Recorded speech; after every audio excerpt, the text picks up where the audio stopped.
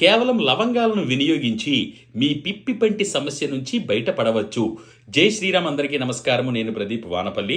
ముందుగా మా తల్లిదండ్రులకు, గురువులకు, పెద్దలకు పాదాలు పట్టి ప్రార్థిస్తున్నాను. పిప్పి పన్ను సమస్యతో బాధపడుతున్న వారు లవంగాలను తీసుకొని దోరగా వేయించి, దంచి, వస్త్రగాళితం చేసి అంటే జల్లించి పొడిని సిద్ధం చేసుకోండి.